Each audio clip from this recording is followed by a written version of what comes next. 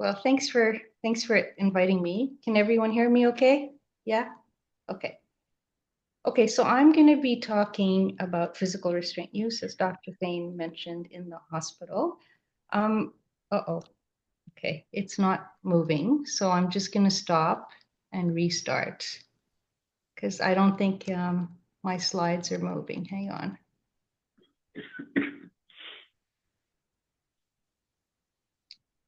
Let's see. Okay. No. Why is it that it always works in the beginning and then it never works when you want it to work? Let's try this again. Okay. No, it's okay. Slides aren't moving. Sorry, guys. Let's see what we can do. Any thoughts on how to get the slides to move? I stopped sharing. Maybe I'll.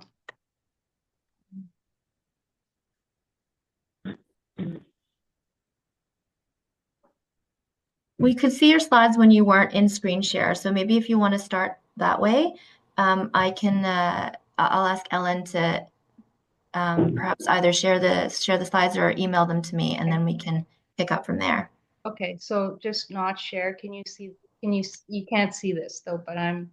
If you share, but just don't go into slide because we can see the individual slides, I think. Okay, okay.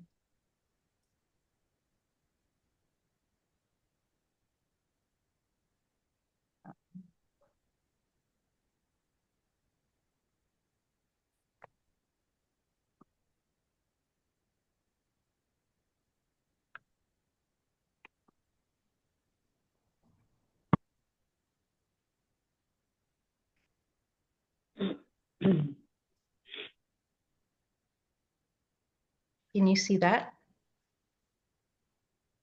Yeah. Okay. So I shouldn't do slideshow, or should I?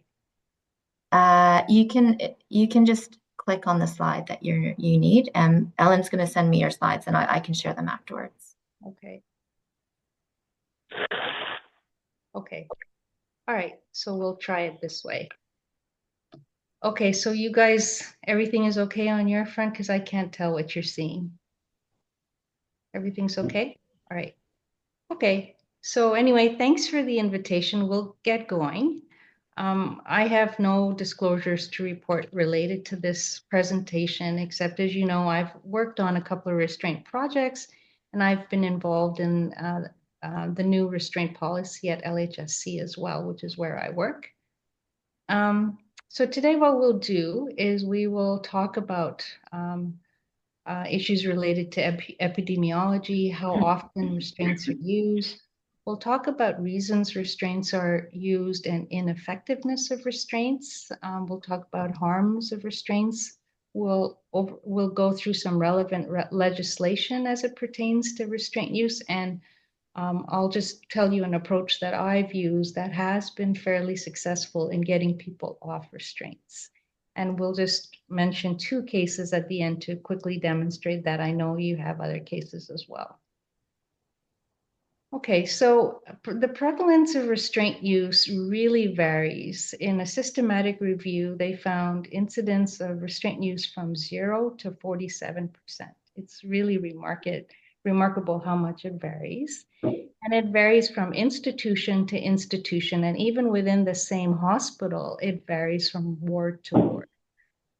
Where I work, as I mentioned, we did a study about 10 years ago on medical inpatients with delirium, and about 30% of them were restrained at any one time. So it's quite common. And just so we're on the same page, a physical restraint is a device used to inhibit free movement that cannot be removed or controlled by the restrained individual. So it's different than a seatbelt, which this person can put on and off. And it includes various types of devices, the 5-point restraints, the ankle, the wrist, etc. And some are considered less restrictive, which is usually considered better practice. So who gets restrained? And the typical patient that tends to be more at risk for being restrained are older patients, those with functional limitations, those with increased falls risk and history of prior falls. You can tell that this encompasses almost the entire hip fracture population. In addition, people with cognitive disorders, whether it's dementia or delirium. Absence of a pressure sore means they're actually quite mobile. So more bedbound people are less likely, I guess, to be restrained and not being able to communicate. So that's another reason that seems to be associated with restraint use. But it's more than just who the patient is. And I think we have to remember that there are at least three factors if you think of them in broad categories. First, there's the patient itself, him or herself. Then we have the nursing staff and how comfortable they feel managing risky behavior. Their experience with this population matters. And then lumped into environment are things like what the hospital rules and policies are, as well as what the physicians are like and what the family prefers. So why are patients restrained? So this is an older systematic review, but there are others as well. I included this one because it included a lot of, oh, my animations aren't working this way, are they? Because Mon, I have your slides now. Do you want me to share screen? sure. Okay, so if you stop Live. sharing, I'll share mine. Okay.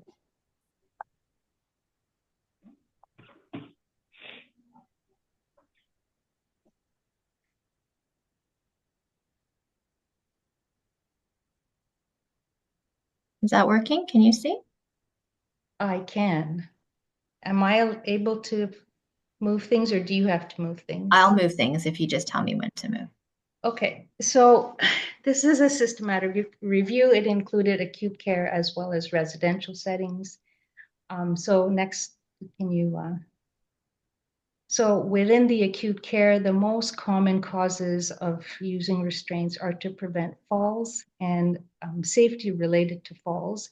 Agitation and aggression were also quite common. In addition, in acute care, to allow treatments, that's clearly another common reason which you don't see so much in the residential care setting.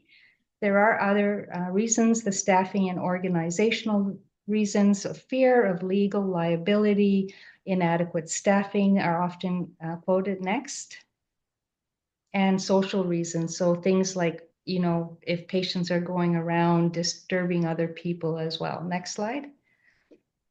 So what are some perceptions about restraints? We know kind of the reasons, but why are they being used? And this is a systematic review that looked at hospitals across the world. So it's very general. It's geriatric populations and it's non-psychiatric settings. So quite similar to our hip fracture population. And nurses did have occasional negative feelings about restraints, but sometimes felt they were necessary. Next.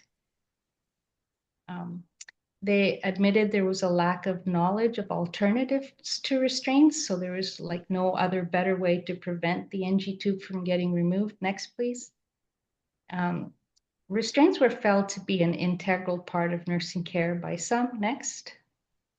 And a high percentage of nurses felt that restraints decreased falls. And with that, you would have increased paperwork, volume of work. When a patient falls, it looks badly upon you, etc. Next. Next, sorry. Hospital policy was also touted as affecting restraint use, this lack of tolerance for patients who fall. Next. In situations where previously restraints were used, it was more likely that someone would continue to be restrained. And I've noticed that in practice. If you can get people off restraints quickly, it's quite a bit better as opposed to if they're on for a long period of time, because then it's much harder for their patient's own good. Next.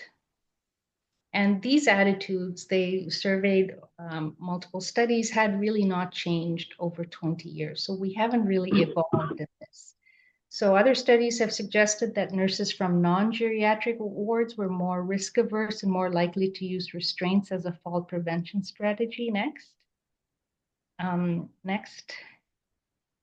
And these are some other things: lack of awareness of harms, the feeling that a chemical restraint is worse, lack of time, sense of frustration, fear of aggression, which is real. I mean, this is a very high tense, high adrenaline environment, the nursing environment for sure. And there's been often a perceived lack of support from the medical staff, that the medical staff just kind of leave it to the nurses to manage. Next. And there's a study that surveyed physicians and how often physicians were likely to restrain people. And in this vignette, physicians who had less experience with the elderly and were less aware of regulations related to restraints also tended to apply restraints more. Next. So just to summarize, lots of views, lots of perceptions, lots of factors that interact to lead to someone being restrained. But fundamentally, it comes down, especially in acute care, to preventing falls, safety concerns, refusal of treatment, and management of aggression or agitation. So let's look at what the evidence shows. Next, please.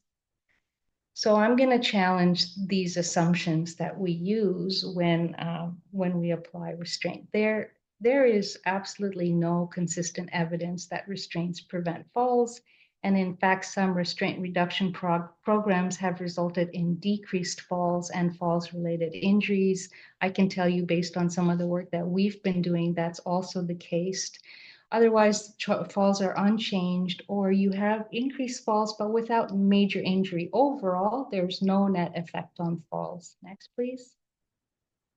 And restrained individuals continue to fall. This is another study that looked at the rate of falls and how often people were restrained. And they found that 10 to 24% of hospitalized people who fell were actually restrained during the fall. So restraints really don't prevent falls. And restraints can increase the chance of having an injury if you fall. You can imagine someone just falls on the ground, or if they're attached to something heavy, that would be more likely to cause injury. Does Nabil have a question? My only question was, is that in a specific demographic they were looking at, or this is all different types of populations that they looked at for these studies? They're generally geriatric. Most of what I'm talking about is the geriatric population. So not really the young adult mental health population, if that's what you mean. More so, was it just acute care patients, surgical patients? Yes. Like, did they stratify that, or this is sort of the general acute care population? It's just general. It's across the board, actually. Thank you. Yeah, no problem. Okay, next. So most of the evidence out there shows really that restraints don't prevent falls, that people still fall when they're restrained, that they get hurt more often when they fall and they're restraints. So what can we do to prevent falls? Unfortunately, this is an area that we're not very good at.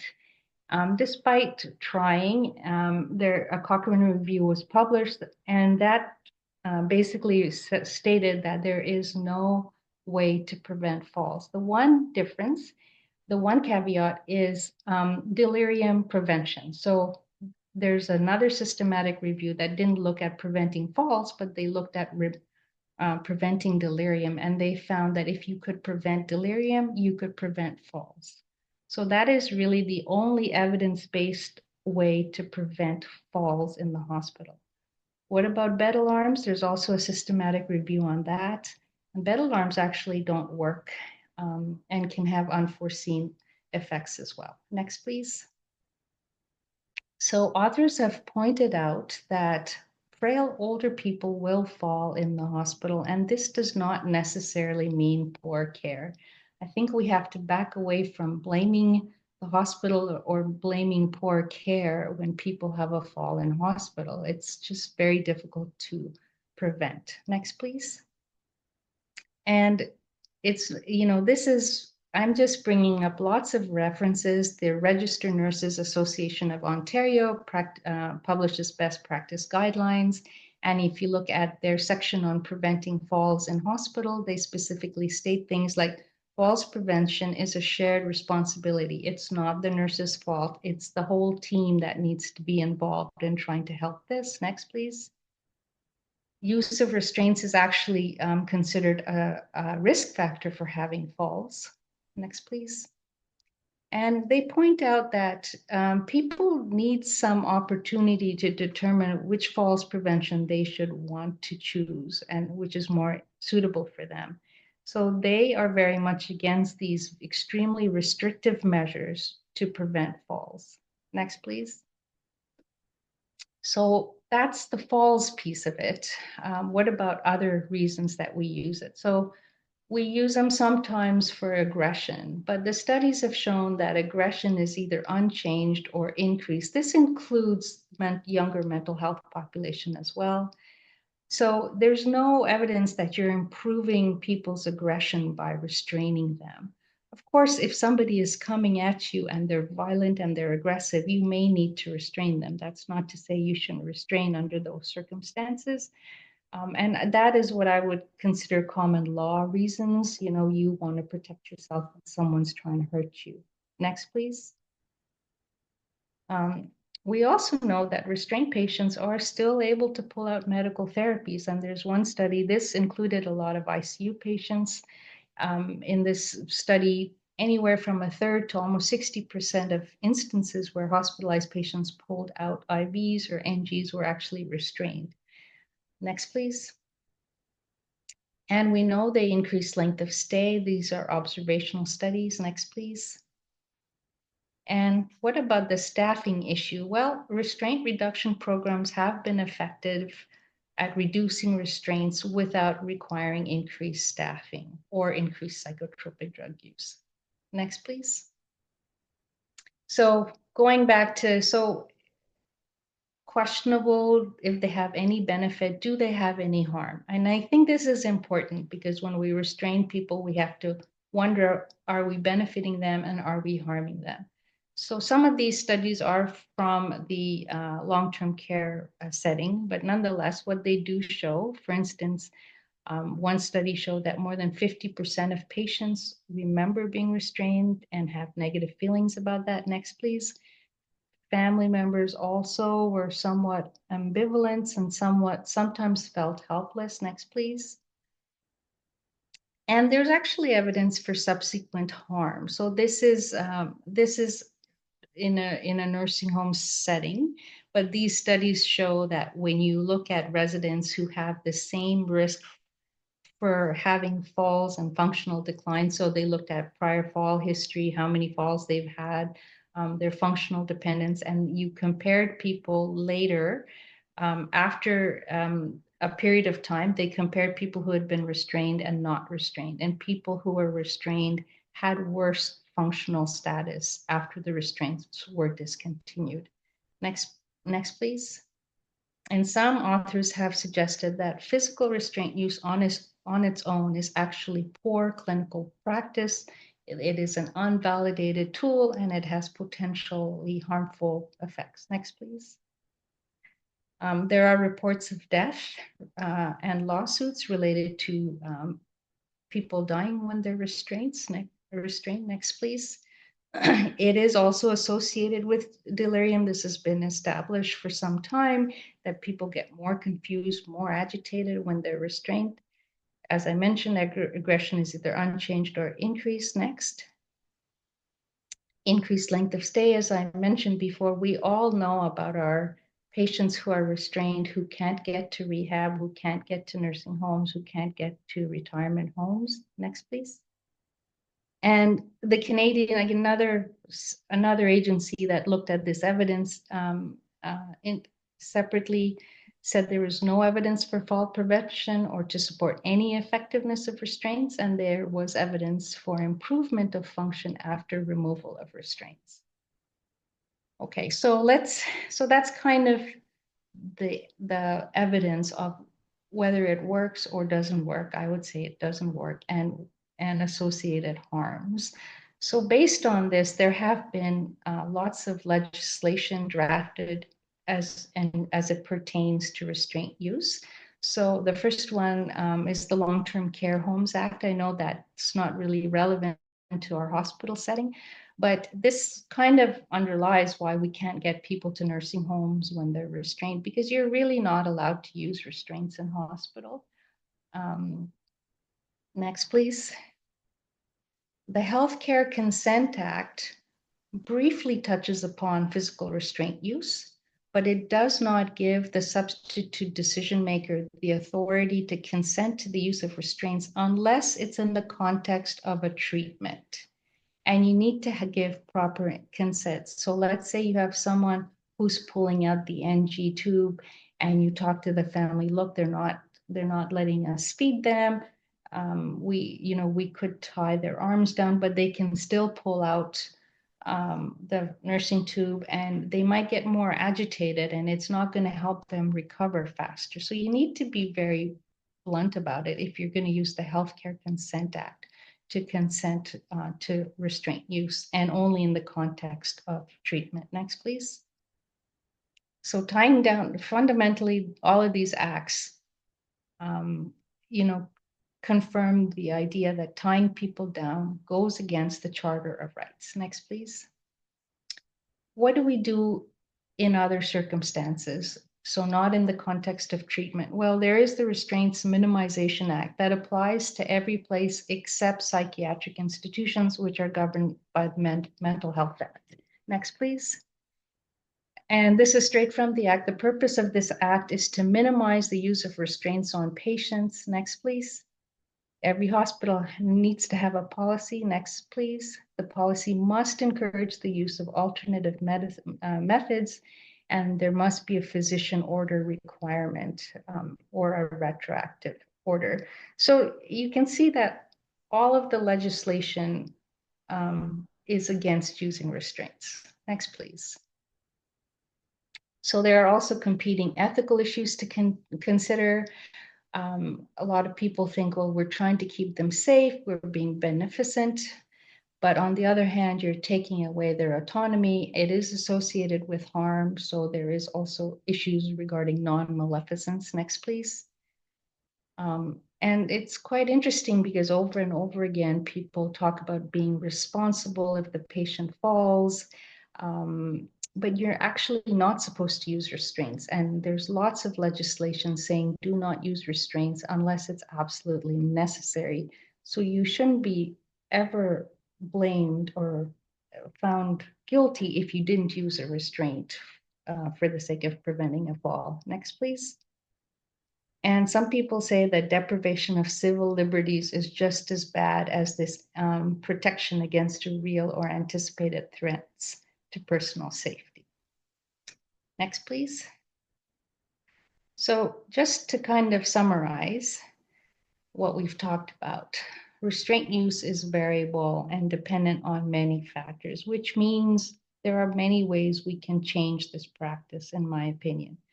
Restraints do not prevent falls and may increase injuries when you have a fall. Restraints may be allowed in the context of treatment, but if you're really going to do it properly, you must have informed consent, which means you need to tell them about the pros and cons of restraints. You need to be honest with them that they might still pull out their NG tube, that they still might fall, all of these things. Or they might still pull out their IV, that you're not supposed to use it for fall prevention. Restraints do contribute to delirium, which actually increases fall. So might be a reason why fall rates go down when you decrease use of restraints. They definitely increase mistrust. People remember this, and it worsens agitation. And so they're really associated with many adverse effects and have very few benefits. So next slide. So I just wanted to talk. So we started off this with a great poll about this situation and how people feel, whether they feel confident in managing this kind of patient. So this is kind of the approach that I use when you're dealing with a confused patient who's at risk for falls or refusing care. Next, please. So first of all, you should get the whole team involved. This is not just the nurse's responsibility to prevent the fall. The MRP needs to know. The therapists need to know. The therapists may have good ways to get them more mobile. If you have a recreation therapist, there's lots of things you can do, and appropriate consulting services. I know geriatrics often gets consulted for restraint use. Next, please. And then you have to talk to the substitute decision maker and be very honest about certain things. Next, please. talk about the challenges. Look, your mom or dad had a fall at home. They could still have a fall in the hospital. We are not always able to prevent falls. We will do our best, but we can't always prevent falls. Your mom or dad is being quite agitated. Sometimes we can't provide care because of that. I just wanted you to be aware. So you need to be upfront with the substitute decision maker next. And you have to be honest about what we can and we can't do. We cannot provide care if someone is agitated. There's no point. It's difficult. It puts everyone at risk. And we really are not supposed to tie people down to prevent them from falling, and it doesn't work. We don't have good ways to prevent falls in acute care except by preventing delirium. Next, please. You need to be honest. If you're going to use restraints, you need to be honest about the adverse effects of restraints and really the ineffectiveness of restraints. So for instance, if you tie someone down and they still pull out that NG tube, the substitute decision maker will not be surprised about that. Next, please. And you can ask the substitute decision maker if they have any thoughts about how to manage this. Next, please. Keep in mind what we're allowed to do, what the legislation allows us to do. Next, please. Reassess things like, do we really need to provide care at that particular time? Can this care be delayed? Do they need to have vital signs right at that moment? Or can it be done later? Can some treatments be discontinued, monitored, NG tubes, etc.? I just had someone who was restrained to keep the NG tube, but he had no issues swallowing.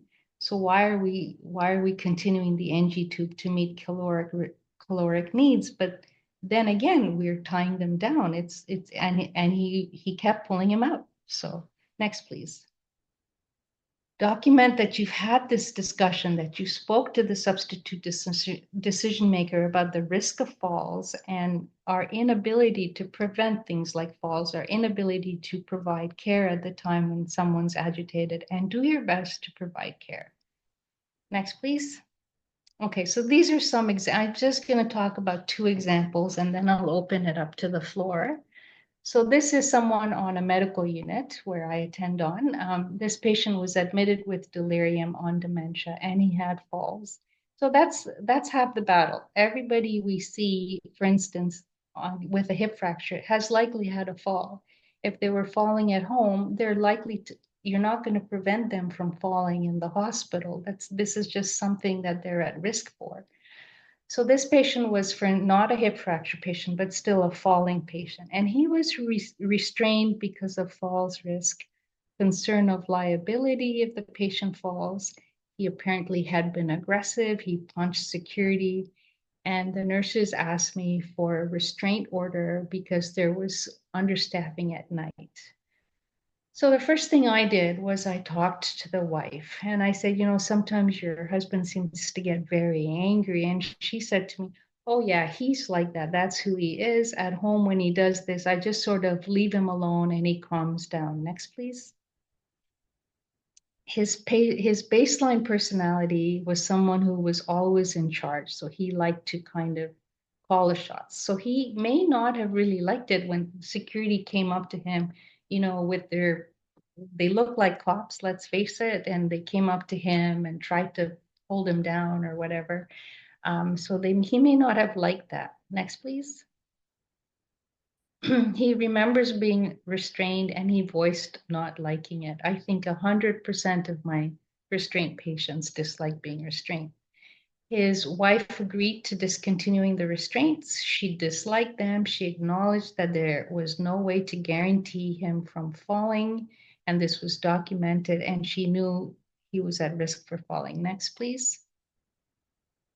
And luckily, he was in a room that was easily visible to staff. So we could say, you can keep an eye on him if he falls down. Just kind of look at him, approach him calmly. You can tell if he's conscious, if he's moving, and ask him if you can help without getting security involved. Just approach him gently. And the staff did agree that, he's not normally aggressive. The only time he had been aggressive was when he was approached by security. So this is what I call more provoked aggression as opposed to unprovoked aggression. Next, please. So the restraints were removed. He didn't have a fall. He remained calm and he was discharged in 3 days. Next case, please. So this is a guy who did have a hip fracture after a fall. And a month before fracturing his hip, he was diagnosed with dementia.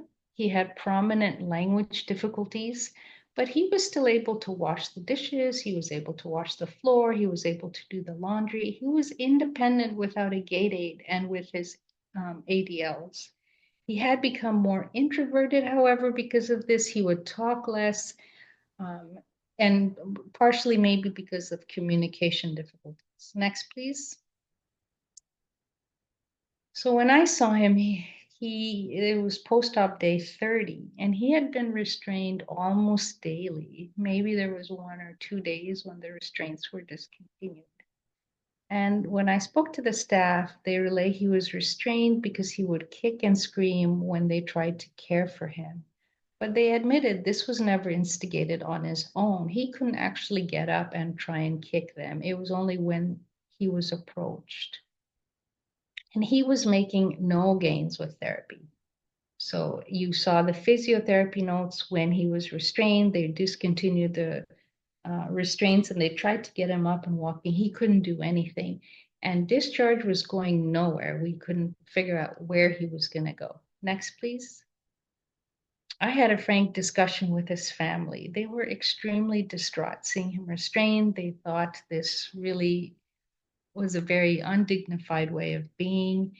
I explained the harms of restraints, and they weren't actually even aware that they didn't have to consent to restraints. So this is another thing. Sometimes families have told me we thought this was hospital policy. We also explained that we could not prevent him from falling and that the staff would need to postpone care if he was agitated. Next, please. The family agreed to accept the fall risk and to postpone care, would try and come in to assist, and they wanted the restraints discontinued. So I documented this. I spoke to the nursing staff, but it still took about 3 days to get people on board to stop restraints. This is what I mean. The longer it goes on, I find the longer it's harder to get people off.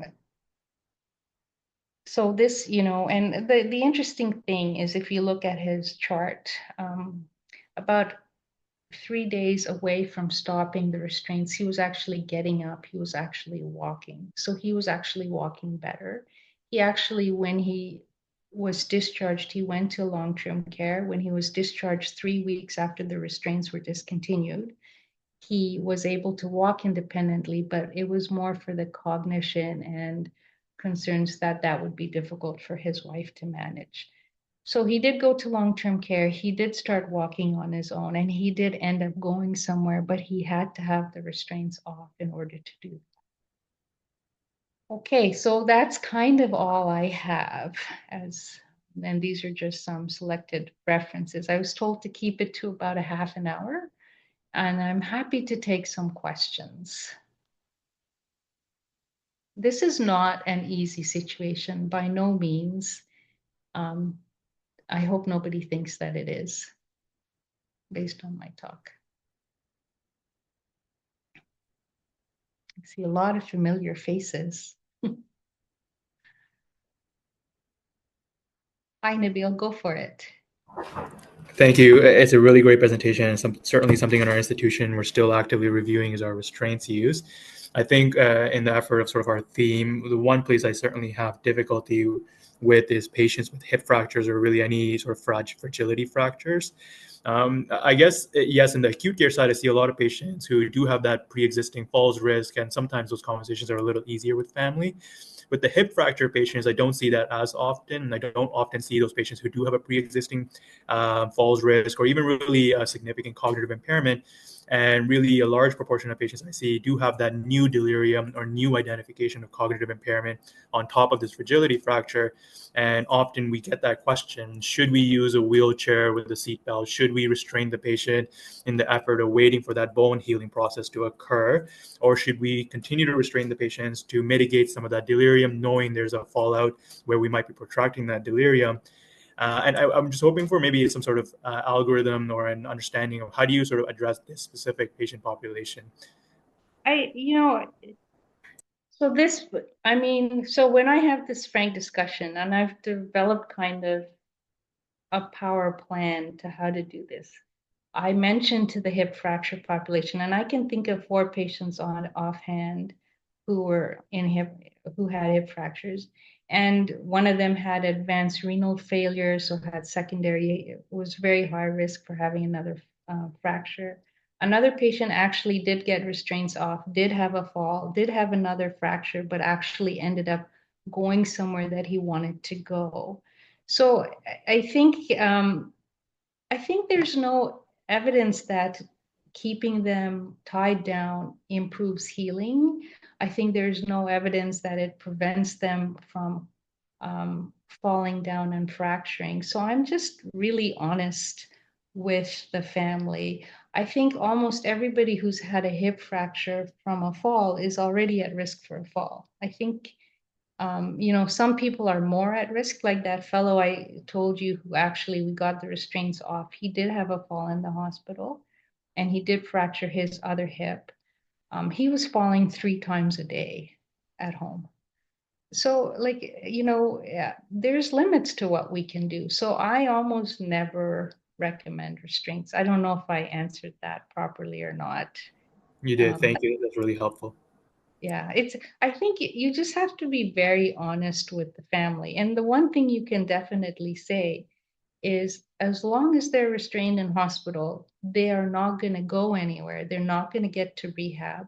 They're not going to go to a nursing home. They're definitely not going to go home. So almost inevitably, families want that. And so there's all these other adverse effects of restraints that I think need to be highlighted.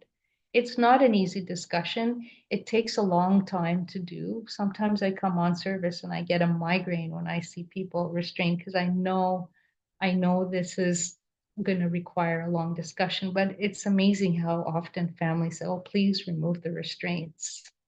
And even that the patient I'm telling you about who fractured again, I felt horrible. But the family were really happy because he ended up going to a dementia retirement home, which is where they wanted him to go and not stay in acute care. Thank you. I appreciate that. Sure. Sure.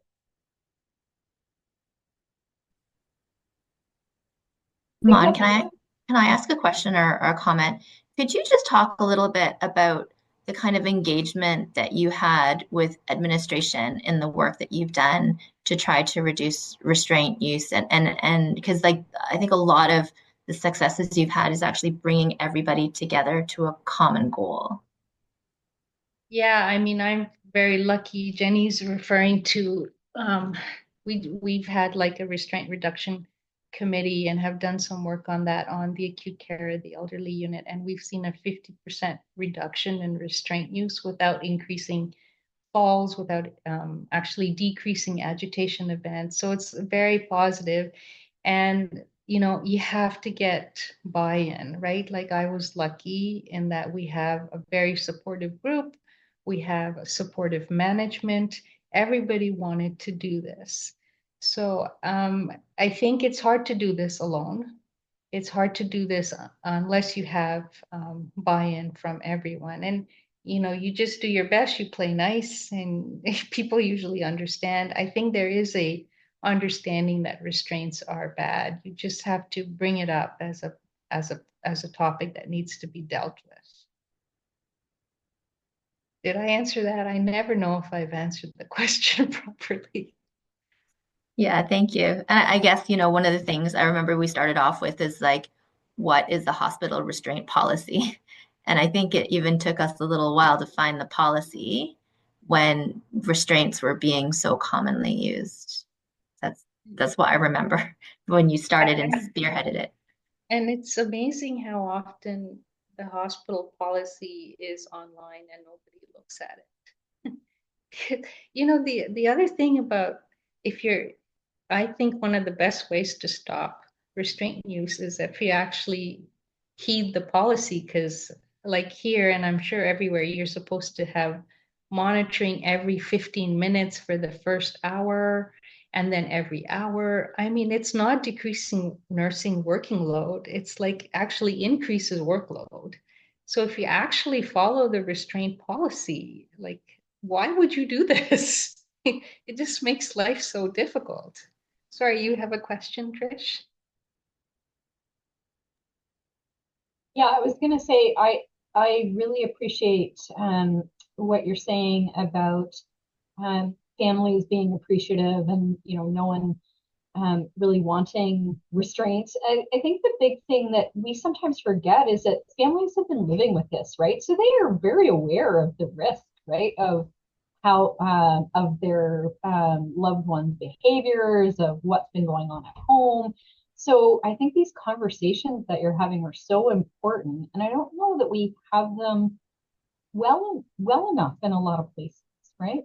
Yeah. I don't know what's your thought on that? And then my second sort of corollary question is, just because we do ADLs at this time in the shift, right?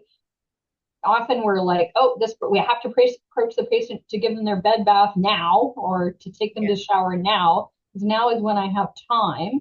How is that, like, how do the nursing workloads shift to adjust that kind of thing? Because we know that people perform better when you're approaching them when they're amenable to those activities. So I think, nursing staff just want to provide good care for patients. And that's their, and they feel like they have to do this. They have so many other things to do. And it's not an easy situation to be in. However, if you have that, the one thing is if someone's aggressive and agitated, it's going to take that much longer to provide care. And if you actually have to restrain them, that's going to create more harm. I find that if we talk to the family, families often understand this. And families say, oh, yeah, don't give him a bath now. Don't do the AD. They say, come back later and do it later. Like they're usually on board because they also really dislike restraints. That's been that's been my experience anyway, especially when you tell them all the things, and most of them have no idea that it's not part of routine hospital policy, which is shocking if you think about it. Nadine, did you have a question? Thank you, Mon, for this great topic. It's such an exciting one. We unfortunately see it very often.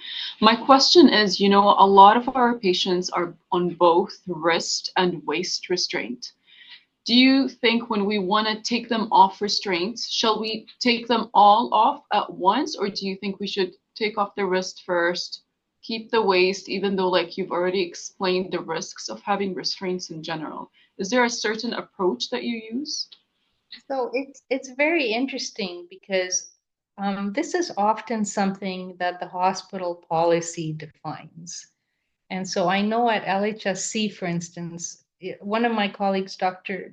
Sherry Lynn Kane, would always say, how come they're in soft restraints in the ICU, where people can actually move a limb here and there. They're not tied down so much, but on the floor, they have to be tied up. So I talked to the restraint policy people, and I think they don't necessarily allow everything to come off because they're worried that if you're restraining one part of the body and the other part of the body is loose, that maybe you can, slip out of the rails or something like that. So I find whenever we're trying to get people out of restraints, you can't really negotiate that. That may be different in different institutions, but I know because of the risk of asphyxiation and all these things, often this has happened in people who have been restrained. I think hospitals try and prevent that by saying if you're going to be restrained, you have to kind of limit that risk of asphyxiation as an example. I suspect that that's where it comes from. All I know is that our policy here is you can't, there's certain things you have to do if you're restraining someone, and that may include putting restraints on the arms and the legs as well. As it's unfortunate, actually. Nabil? Could I ask, I guess, as someone who has led through these measures at your institution, was there anything specific that you learned through your process which was really imperative to have done through that process of reducing restraints? Like, was there a specific, type of educator you brought on? Was there a specific type of professional you brought on? Or was it really just everybody working together, the allied health that you already had existed? Because I know one of the cultures that I do often see in various institutions that it's easy to do something, right? It's easy to throw in an intervention. It's easy to throw in, let's say, Haldol or a restraint, and it's harder to think about sort of, what happens a month later or sort of future outcomes. And changing that culture, I've certainly had difficulty on my side, and often saying, yes, it might look great to put a restraint on and reduce that fall that you think you reduced, but maybe 3 weeks later, that person is going to be still in the same scenario and you've not actually changed anything. Can you give a little bit of advice just how to sort of intervene that way and provide what you did specifically that might be good? I wish I could give you a specific thing that we did, but to be honest with you, we did things like we put up posters, we put up activity cards, we put up these kinds of things. Nothing really seemed to help. So no one intervention seemed to help. And in acute care, I think the issue is the coming and going of staff. So I think it's harder in some ways than long-term care, because in long-term care, first of all, they have very strict legislation, but staff tend to know the individual better. And so I think in acute care, it's more challenging.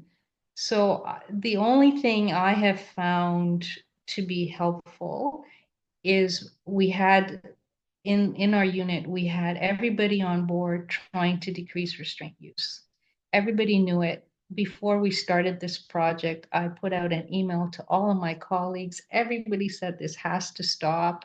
This is really horrible. We have a dedicated geriatric nurse practitioner who was we actually didn't have one for I think half a year, 8 months, but we still decreased restraint use, I think, during that time. But we had somebody also on the floor who was always bringing it up. We always brought it up in morning report. And I think it's more trying to change culture. I remember one of the times I was on service, one of the nurses said to me, "Oh, this is the ACE unit. You can never get orders for restraints." So I was really happy to hear that because I think once you establish a reputation, I do think success begets more success. And I think if you can keep that going, get the restraints off, get the restraints off, get the restraints off. I think it starts to translate into less restraint use. So I'm sorry, I don't have an easy answer to that. I figured not, but thank you. That is actually still helpful, though, putting that framework. Thank you so much, Mon, for your great talk today, and it's really stimulated a lot of discussion. And I hope that we'll be able to take these takeaways back to our own hospitals as well. So thank you so much. You're welcome to stay for the cases if you like as well. We've got 2 cases today. The first case is going to be presented by Nadine, and then our second case will be by Tim. So Nadine, I'll let you share your screen and take it away.